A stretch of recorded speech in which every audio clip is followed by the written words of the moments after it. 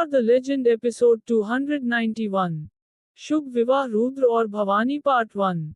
कहानी अब आगे। झालावाड़ जिले सुबह का समय। जैसे ही झालावाड़ जिले में सूरज उगने लगा, हवा में उत्साह और उत्सव की भावना भर गई।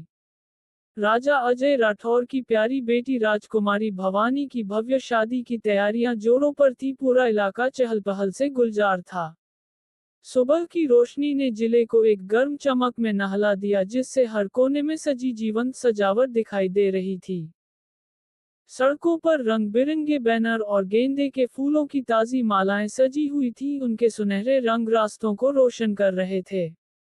कुशल कारीगर महल के प्रवेश द्वार पर जटिल मेहराब और अलंकृत द्वार बनाने में व्यस्त थे, जिनमें से प्रत्येक अवसर की भव्यता को दर्शाता एक उत्कृष्ट कृति थी। जिले के बीचों बीच महल खुद एक लुभावने तमाशे में तब्दील हो रहा था। कारीगरों ने सावधानीपूर्वक रेशम के झिलमिलाते पर्दे और लालटेन की लड़ियां लटकाई, जो बाद में रात में एक कोमल मनमोहक चमक बिखेरती थीं। जगह महल। राजा अजय राठौर अपने शाही परिधान में महल के प्रांगण में घूम रहे थे और उत्सुकता से तैयारियों की देखरेख कर रहे थे। उनके भरोसेमंद सेनापति अमित नायक ने सैनिकों और कर्मचारियों के प्रयासों का समन्वय किया, ये सुनिश्चित करते हुए कि हर विवरण सही हो। औजारों की खनक, कपड़े की सरसराहट और लोगों की हंसी ने शादी की तैयारियों का एक सामंजस्यपूर्ण तालमेल बनाया। वहां आंगन में गेंदे और चमेली से सजी छतरी के नीचे भवानी एक छोटी लकड़ी की स्टूल पर शान से बैठी थी। उसने एक साधारण लेकिन सुंदर पीली साड़ी पहनी हुई थी, जो शादी से पहले की रस्मों के लिए पारंपरिक पोशाक है। हल्दी और चंदन की खुशबू हवा में भर गई जब उनकी मां रानी श्रीलेखा ने उनकी त्वचा पर धीरे से हल्दी का लेप लगाया। यह एक रस्म है जिसका उद्देश्य दुल्हन को सुंदरता और सुरक्षा का आशीर्वाद देना है। भवानी की आंखों में अथाह आंसू थे, ये जानते हुए कि ये कोमल स्पर्श किसी और की बेटी बनने से पहले उसकी मां से मिलने वाले आखिरी स्पर्श थे। उसके इर्द गिर्द महल की महिलाएं पारंपरिक विवाह गीत गा रही थीं, उनकी आवाजें सुरीली उत्सव में घुल मिल रही थीं। ढोलक की आवाजें धीरे धीरे गूंज रही थीं, जो पवित्र अनुष्ठानों में ले जोड़ रही थीं। भवानी के सबसे करीबी दोस्तों और चचेरे भाइयों ने बारी बारी से हल्दी लगाई, हर कोई प्यार, आशीर्वाद और थोड़ी उदासी के शब्द फुसफुसाता रहा। उन्होंने अपने साझा बचपन को याद किया, ये जानते हुए कि आज रात के बाद भवानी का जीवन हमेशा के लिए बदल जाएगा। जैसे जैसे रस्में आगे बढ़ी, उनके पिता राजा अजय राठौर गर्व और दुख के मिश्रण के साथ दूर से चुपचाप खड़े होकर देख रहे थे। उनकी छोटी बच्ची जल्द ही दुल्हन बनने वाली थी, और जबकि उनका दिल भवानी के भविष्य के लिए खुशी से भर गया था, यह हास नुकसान से दुखी था। भवानी ने उनकी उपस्थिति को महसूस किया, ऊपर देखा और उनकी आंखें मिलीं। उस मौन आदान प्रदान में उनके बीच भावनाओं की एक दुनिया गुजरी। प्यार का बंधन, एक पिता की सुरक्षात्मक चिंता और जीवन की स्वाभाविक प्रगति की अपरिहार्य स्वीकृति। सुबह की रस्में जारी रहीं, प्रत्येक को सावधानीपूर्वक देखभाल और भक्ति के साथ किया गया। भवानी हालांकि मुस्कुरा रही थी, लेकिन उसके दिल में एक बोझ सा महसूस हो रहा था। जैसे जैसे वह हर रस्म पूरी करती, उसे एहसास होता कि वह अपने बचपन से, उस जीवन से जिसे वह जानती थी, एक नई शुरुआत की ओर एक और कदम बढ़ा रही है।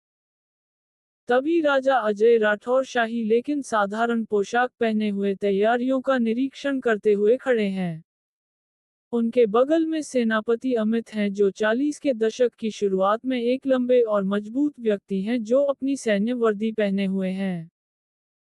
राजा अजय राठौर संतुष्टि से चारों ओर देखते हुए, अमित महल शानदार दिख रहा है।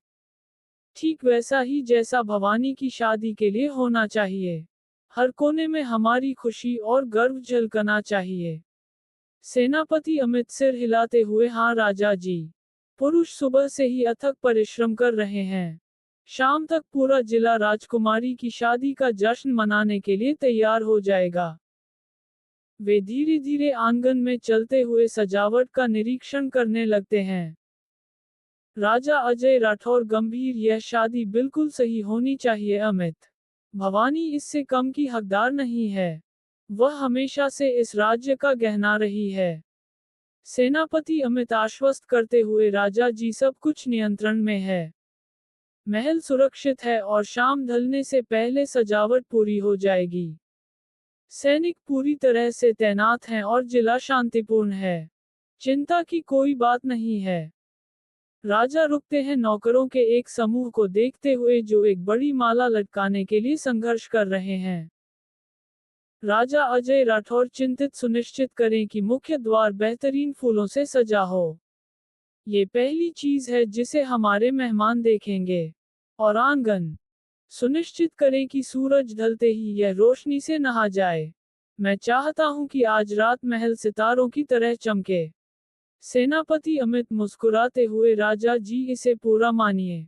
मैं व्यक्तिगत रूप से अंतिम तैयारियों की देखरेख करूंगा। शाम का समय, जगह, महल के सामने विवाह स्थल। झालावाड़ के राजसी महल के ऊपर सूरज ढलने के साथ ही आसमान नारंगी और गुलाबी रंग से रंग जाता है। महल के सामने एक बड़ा टेंट जिसे खूबसूरती से जटिल राजस्थानी कलाकृति से सजाया गया है, गर्व से खड़ा है। सूर्यमुखी और चमेली से सजा विवाह मंडप लगभग पूरा हो चुका है, जो इसके चारों ओर लटकी हुई कई लालटेन की कोमल रोशनी में चमक रहा है। हवा ताजे फूलों की खुशबू और पारंपरिक राजस्थानी संगीत की दूर से आती आवाज से भरी हुई है। महल के सभी निवासी अपने बेहतरीन राजस्थानी परिधानों में सजे हुए एकत्र हुए हैं। महिलाओं ने भारी गहनों के साथ चमकीले लहंगे पहने हैं, जबकि पुरुषों ने शाही बंधगला और पगड़ी पहनी हुई है, जो इस अवसर की भव्यता को और बढ़ा रही है। नौकरानियां आने वाले मेहमानों का स्वागत करने के लिए तैयार होते हुए अपने हाथों में मालाएं लिए हुए सुंदर तरीके से आगे बढ़ रही हैं। प्रवेश द्वार पर भव्य द्वार जगमगा रहा है, फूलों और रोशनी की सजावट हर आने जाने वाले का स्वागत कर रही है। सबसे पहले मेहमान अपने सबसे अच्छे कपड़े पहने हुए खुशी और उत्साह से भरे चेहरों पर आते हैं। जैसे ही वे पास आते हैं, नौकरानियां आगे बढ़ती हैं, उनके गले में सुगंधित मालाएं डालती हैं और उन्हें गर्मजोशी से मुस्कुराती हैं। राजा अजय राठौर अपने शाही परिधान में शानदार पगड़ी के साथ सेनापति अमित के बगल में खड़े हैं, जो अपनी पारंपरिक वर्दी में समान रूप से प्रभावशाली हैं। दोनों पुरुष प्रत्येक अतिथि का हाथ जोड़कर और गर्मजोशी से अभिवादन करते हैं, जो शाही परिवार के गौरव और आतिथ्य को दर्शाता है। माहौल उत्सव और खुशी से भरा हुआ है, हर कोई राजकुमारी भवानी के मिलन का जश्न मनाने के लिए उत्सुक है। जैसे जैसे और मेहमान आते हैं, हंसी मजाक और गपशप हवा में भर जाती है, हर एक शाम की जीवंत ऊर्जा में इजाफा करता है। पूरा दृश्य परंपरा, लालित्य और शाही भव्यता का एक सुंदर मिश्रण है, जो शाही शादी के लिए एकदम सही माहौल तैयार करता है, जो शुरू होने वाली है। जगह, राजकुमारी भवानी का कक्ष। कमरे में तेल के दियों की गर्म रोशनी है, जो जटिल नक्काशीदार लकड़ी के कुर्सी पर एक कोमल रोशनी डाल रही है। कक्ष चमेली के फूलों की नाजुक खुशबू से भरा हुआ है। महल की नौकरानियां और राजकुमारी भवानी की सहेलियां उनके चारों ओर इकट्ठी हैं, उन्हें एक समृद्ध लाल राजस्थानी साड़ी पहना रही हैं।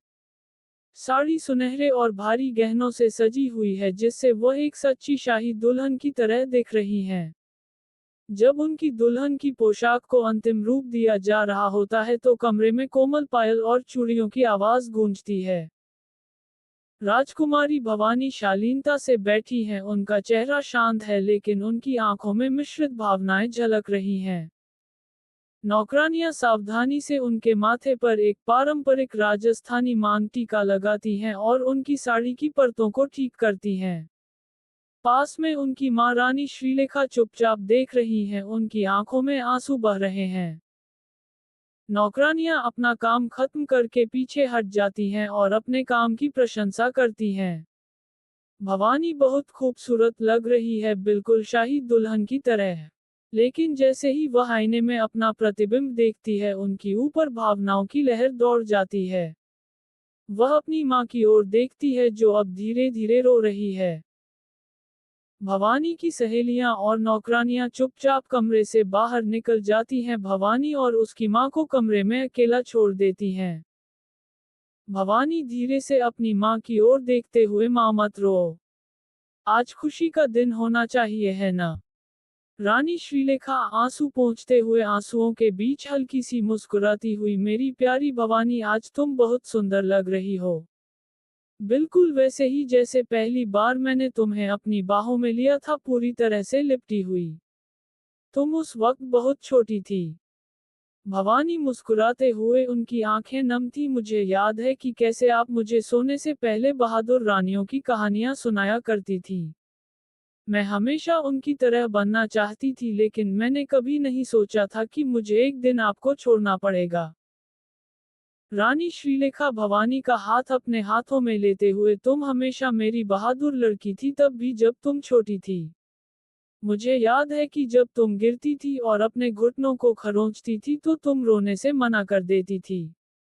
राजकुमारियां रोती नहीं है न माँ, तुम कहती थी। भवानी धीरे से हंसते हुए, मैं भी आपकी तरह मजबूत बनना चाहती थी माँ, लेकिन अभी मैं खुद को बहुत मजबूत महसूस नहीं कर रही हूँ। रानी श्रीलेखा भवानी के बालों को धीरे से सहलाते हुए, भवानी डरना ठीक है। हर दुल्हन को डर लगता है, लेकिन तुम में बहुत हिम्मत है। तुम एक दयालु, समझदार और मजबूत लड़की बन गई हो, और मैं इससे ज्यादा गर्व महसूस नहीं कर सकती। भवानी की आंखों में आंसू भर आते हैं और वह अपनी मां को कसकर गले लगा लेती है। भवानी, उसकी आवाज कांपती है, मुझे आपकी बहुत याद आएगी माँ। मुझे हमारी सुबहें और बगीचे में हमारी सैर बहुत याद आएगी, काश मैं हमेशा आपके साथ रह पाती। रानी श्रीलेखा अपनी बेटी को गले लगाते हुए, अपने आंसुओं से लड़ते हुए, मेरी प्यारी, तुम इस महल को छोड़ सकती हो, लेकिन तुम हमेशा मेरे दिल में रहोगी। और याद रखना, तुम चाहे जहां भी रहो, मैं हमेशा तुम्हारे साथ हूँ। तुम अपने नए परिवार को उतना ही खुश करोगी जितना तुमने मुझे किया है।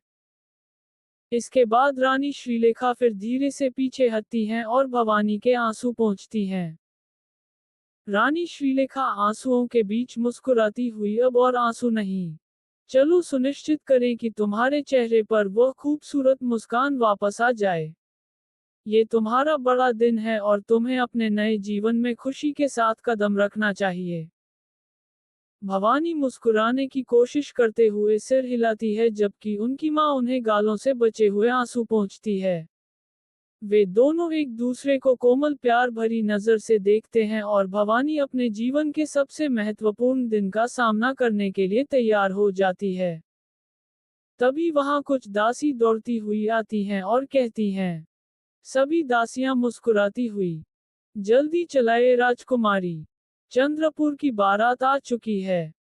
ये सुनकर भवानी की दिल की धड़कन तेज होने लगती है। जगह: झालावाड़ जिले से दूर बसा एक जंगल। रात में जिले के पास घने जंगल में अंधेरे में डूबा हुआ छायादार आकृतियों का एक समूह छिपा हुआ है। घने पेड़ों और झाड़ियों के बीच छिपे हुए उनकी दबी हुई आवाजें और छिपी हुई निगाहें एक तरह की तत्परता और द्वेष की भावना को दर्शाती हैं।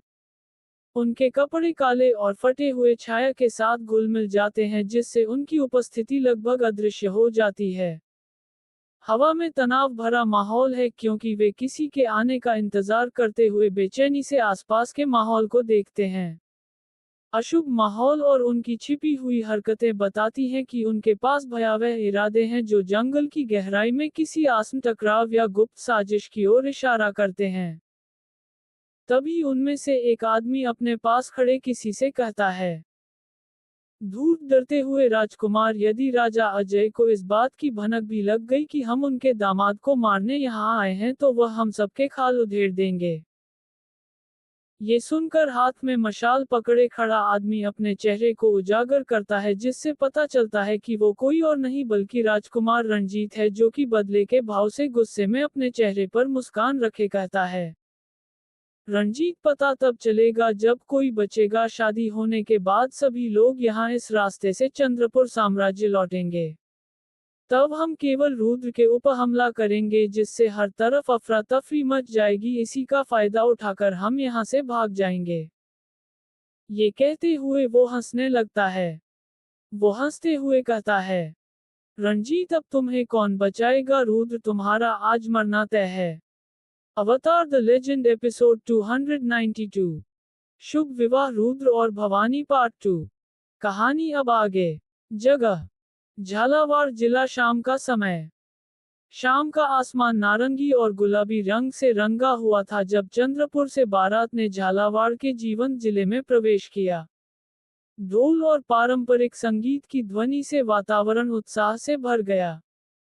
राजकुमार रुद्र दूल्हे सोने और चांदी से सजे एक शानदार रथ पर गर्व से बैठे थे।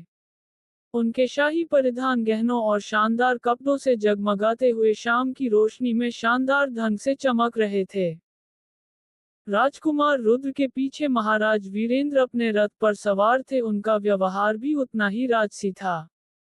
उनके रथ के पीछे सेनापति भानुराज का रथ था, जिनके कठोर लेकिन गर्वित भाव से इस गठबंधन का महत्व पता चलता था। उनके साथ अन्य कुलीन राज परिवार और कई सैनिक थे। सभी अपने बेहतरीन कपड़े पहने हुए थे। प्रत्येक रथ वैभव और परंपरा का एक चलता फिरता तमाशा था। झालावाड़ की सड़कों पर उत्सुक निवासियों की कतारें लगी हुई थी। उनके चेहरे खुशी और उत्सुकता से चमक रहे थे। लोगों ने खुले हाथों से बारात का स्वागत किया, उन पर फूलों की पंखुड़ियां और सुगंधित मालाएं बरसाईं।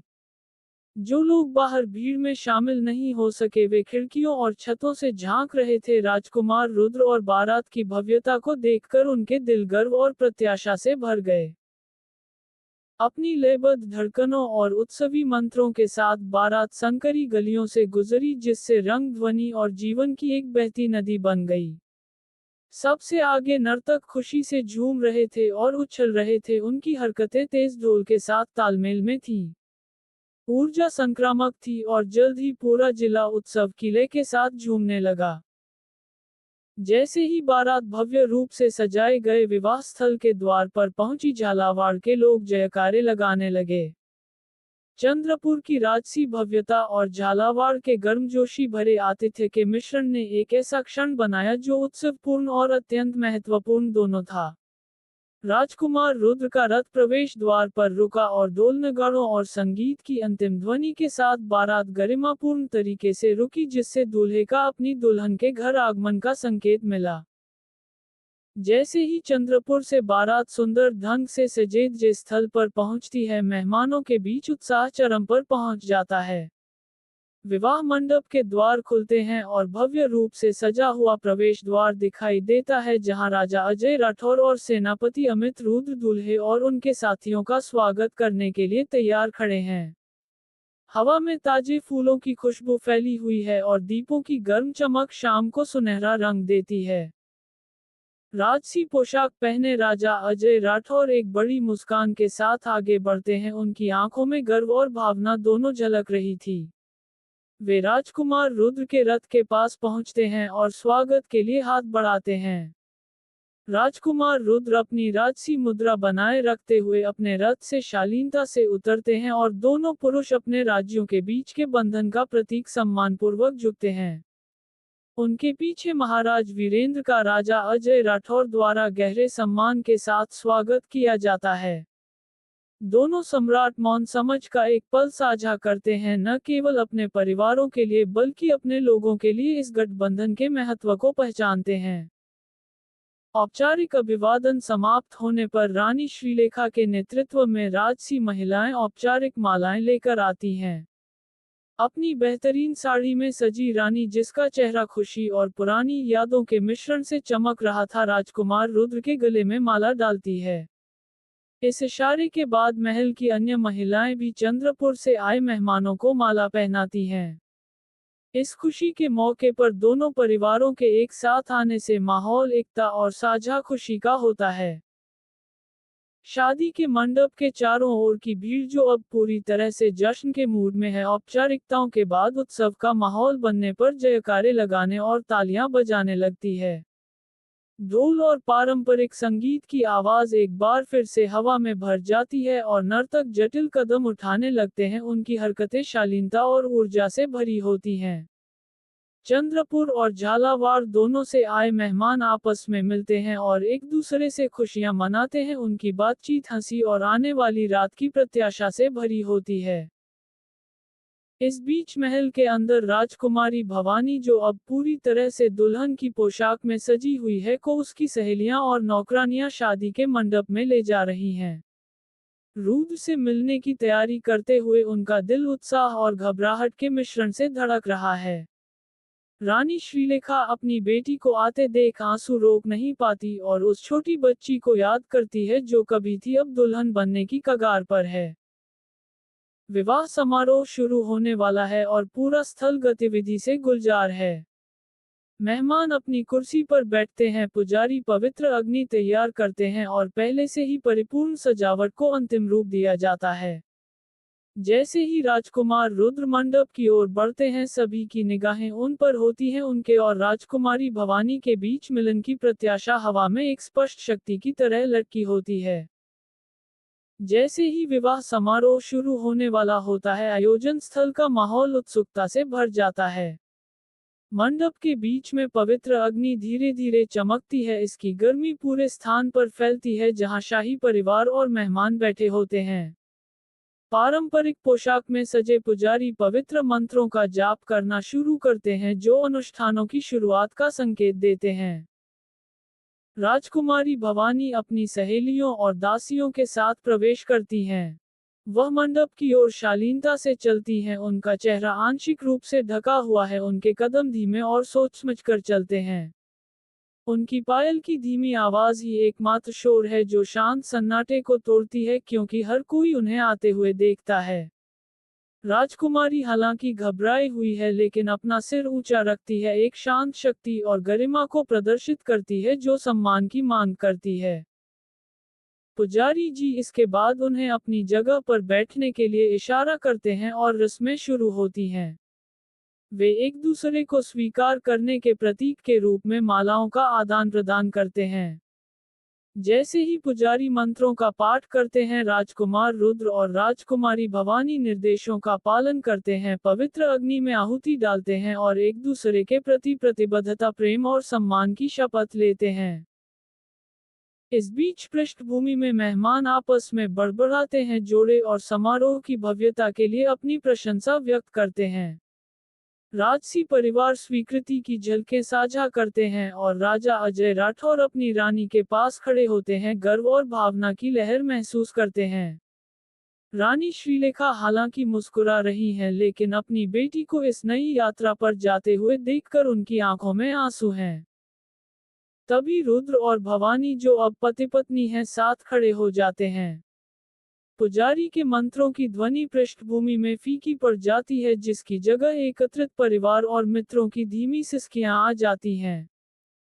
भवानी अपने चेहरे पर आंसू बहाते हुए विदाई की तैयारी करती है। वह पारंपरिक रस्म निभाती है, अपने माता पिता के घर से विदा होने के अंतिम संकेत के रूप में अपने कंधे पर चावल फेंकती है। चावल का प्रत्येक दाना उनके बचपन, एक बेटी के रूप में उनके जीवन का प्रतीक है जो धीरे धीरे खत्म हो रहा है। रानी श्रीलेखा पास में खड़ी हैं, अपनी बेटी के आंसू देखकर उनके हाथ कांप रहे हैं। भवानी की आंखें दुख से भरी हुई हैं, उसके होंठ कांप रहे हैं क्योंकि वह सिसकियों को रोकने की कोशिश कर रही है। वह अपनी मां की ओर मुड़ती है और उसे कसकर गले लगा लेती है। रानी श्रीलेखा टूट जाती हैं, अपनी बेटी को ऐसे पकड़ती है जैसे उसे कभी जाने नहीं देना चाहती। रानी श्रीलेखा आंखों में आंसू, आवाज टूटती हुई, मेरी बच्ची, तुम इस महल की जीवन थी, हम तुम्हारे बिना कैसे रह पाएंगे। भवानी कोई जवाब नहीं देती। वह और जोर से रोती है, उसके आंसू उसकी मां के कंधे को भिगो रहे थी। राजा अजय राठौर राजकुमार रुद्र के पास पहुंचते हैं, उनकी आवाज गंभीर और भावुक है। रुद्रराज, मैं तुम्हें सिर्फ अपनी बेटी नहीं दे रहा हूं, मैं तुम्हें अपने आत्मा का एक हिस्सा सौंप रहा हूं। उसका ख्याल रखना जैसा मैंने रखा है, प्यार और सम्मान के साथ। राजा के शब्दों से द्रवित होकर राजकुमार रुद्र ने आदरपूर्वक अपना सिर झुका लिया। राजकुमार रुद्र गंभीरता से, मैं आपको वचन देता हूँ राज साहब, भवानी हमेशा मेरे साथ सुरक्षित रहेगी। राजा अजय राठौर ने रुद्र के कंधों पर हाथ रखा, उनकी आंखें नम थीं।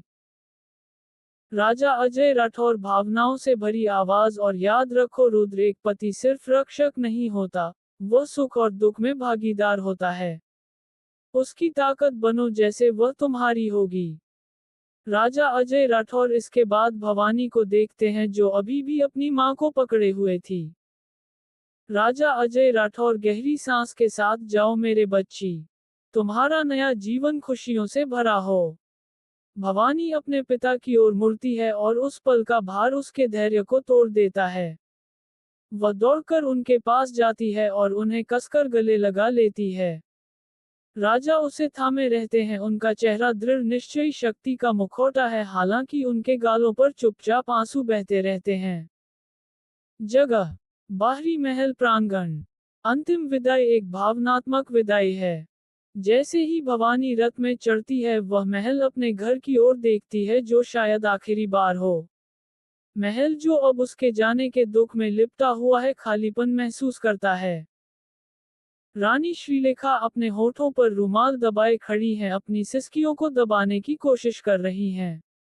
महल की अन्य महिलाएं जो कुछ घंटे पहले खुश थीं, अब खुलकर रो रही हैं, उनके चेहरे पर वियोग का दर्द साफ झलक रहा है। राजा अजय राठौर अपनी रानी के बगल में मजबूती से खड़े होकर देखते हैं कि रथ जाने की तैयारी कर रहे हैं। उनकी आंखें हालांकि गर्व से भरी हुई हैं, अपनी प्यारी बेटी को विदा करते हुए एक पिता के गहरे दुख को प्रकट करती हैं। राजकुमार रुद्र के शाही दल के नेतृत्व में रथ चलना शुरू हो जाते हैं। जैसे ही जुलूस धीरे धीरे महल के द्वार से बाहर निकलता है, ग्रामीण और महल के कर्मचारी सड़कों पर खड़े होकर अपनी राजकुमारी के नए जीवन के लिए विदा होते समय सम्मानपूर्वक झुकते हैं।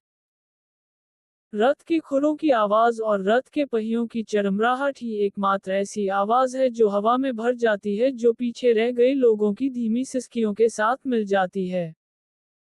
रथ के अंदर भवानी अपने आंसू पोंछती है, खुद को संभालने की कोशिश करती है। राजकुमार रुद्र न चाहते हुए भी उनका हाथ थाम लेते हैं और अपने भविष्य की ओर बढ़ते हुए उन्हें मौन सांत्वना देते हैं। जगह, पास ही का एक जंगल। जैसे ही बारात घने जंगल से गुजरी, माहौल तनावपूर्ण था लेकिन जश्न की भावना से भरा हुआ था। राजकुमार रुद्र अपनी राजसी शादी की पोशाक पहने हुए दुल्हन भवानी के साथ अपने रथ पर बैठे थे, आसपास छिपे आसन खतरे से बेखबर। जुलूस धीरे धीरे आगे बढ़ रहा था, पेड़ों के बीच से ढोल की लयबद्ध धड़कनें गूंज रही थी, जबकि हर कोई उस भयावह साजिश से अनजान था जो सामने आने वाली थी। जंगल के ऊपर एक पहाड़ी पर राजकुमार रंजीत और उसके आदमी घने पत्तों के पीछे छिपे हुए थे। रंजीत की आंखें सिकुड़ गईं क्योंकि उसने दूर से रुद्र को देखा। उसका दिल नफरत और ईर्ष्या से भर गया। तभी अपने सबसे भरोसेमंद तीरंदाज से फुसफुसाते हुए उसने आदेश दिया, रंजीत, रुद्र पर निशाना साधो और एक जहरीला तीर चलाओ। एक बार जब ये लग जाए तो हम पूरी बारात पर हमला कर देंगे और यहाँ से भाग जाएंगे।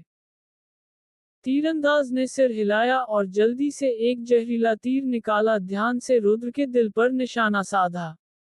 हवा में तनाव महसूस किया जा सकता था क्योंकि तीरंदाज ने अपने धनुष की डोरी को पीछे खींचा, अपने लक्ष्य पर मौत छोड़ने के लिए तैयार। जैसे ही तीर छोड़ा जाने वाला था, हवा में अचानक धातु की चमक चमक उठी। इससे पहले कि कोई कुछ समझ पाता, एक चाकू ने तीर को बीच में ही चीर दिया, जिससे वह बिना किसी नुकसान के जमीन पर गिर गया। चाकू ने अपना घातक रास्ता जारी रखा और रंजीत के एक आदमी के सीने में जा धंसा, जो कराहते हुए गिर पड़ा। घात लगाए बैठे लोगों में दहशत फैल गई। वे चारों ओर देखने लगे, हमले के स्रोत की पहचान करने की कोशिश कर रहे थे। इससे पहले कि वे समझ पाते कि क्या हो रहा है, एक छायादार आकृति अमानवीय गति से पेड़ों के बीच से भागी। एक तेज गति से आकृति की तलवार रंजीत के दो आदमियों की गर्दनों को चीरती हुई निकल गई, उनके सिर एक धीमी आवाज के साथ जमीन पर गिर पड़े। छायादार हमलावर की क्रूर दक्षता को देखकर रंजीत का दिल जोरों धड़कने लगा। उसे डर ने जकड़ लिया और उसकी सांस गले में अटक गई और उसने बुदबुदाया, रंजीत डरते हुए महाकाल आ गया है। इस नाम ने उन लोगों की रीढ़ की हड्डी में सिहरन पैदा कर दी जिन्होंने इसे पहले सुना था। उनके दिमाग में यह मौत और विनाश का प्रतीक था। अंधेरे में लिपटा हुआ और खून से लथपथ तलवार लिए हुए महाकाल एक पेड़ के ऊपर उनकी ओर देख रहा था।